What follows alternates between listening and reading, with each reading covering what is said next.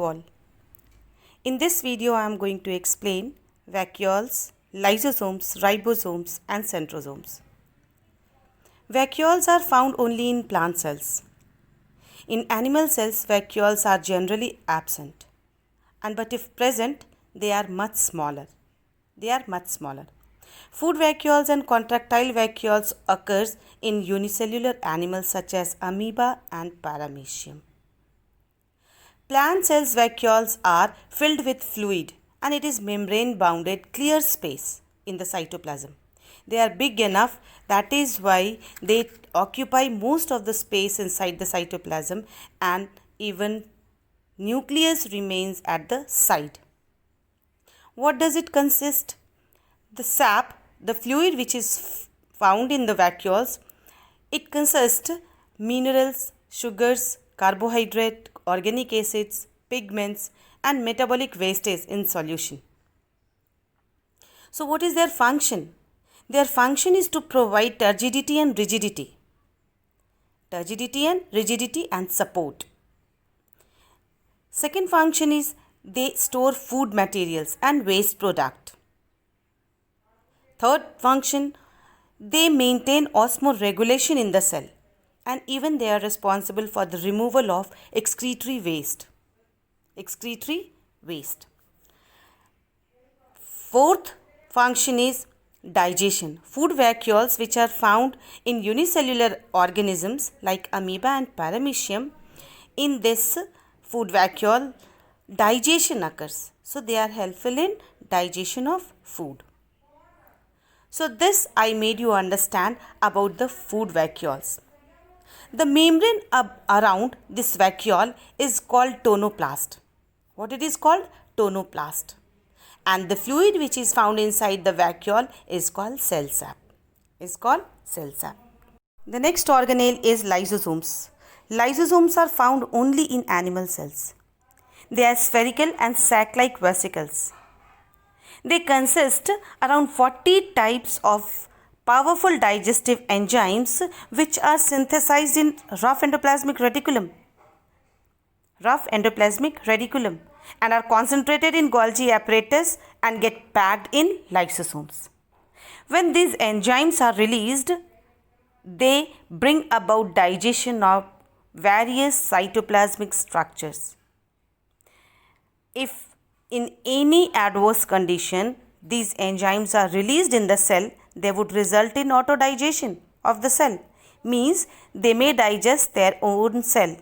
That is why lysosomes are referred as the suicidal bag of the cell.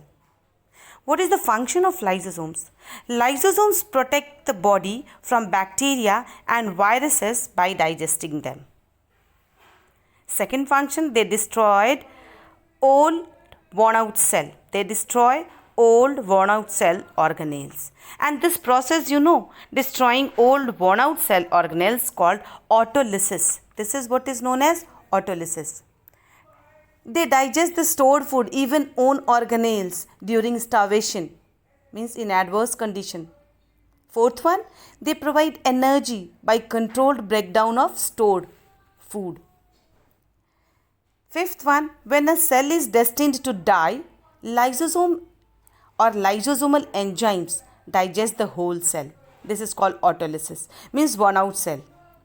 Lysosome helps in intracellular digestion also.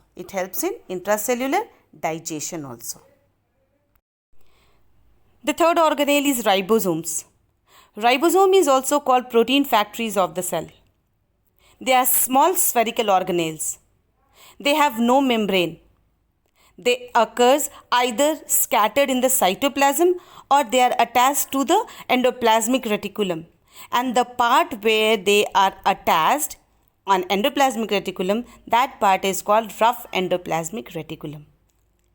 They are formed of ribosomal RNA and proteins, and their function is to synthesize protein. Hence, they are called protein factory of the cell. That is why ribosomes are called protein factory of the cell. Centrosomes and centrioles. They are also not membrane bounded, and they found only in animal cells. Even in the cells of some lower plants. It lies near the nucleus and appears as a round mass. They lie at right angle to each other. They are two small microcylindrical bodies and they lie at right angle to each other. During cell division, they migrate to the opposite poles of the cell. What is their function? They form spindle fibers at the time of cell division.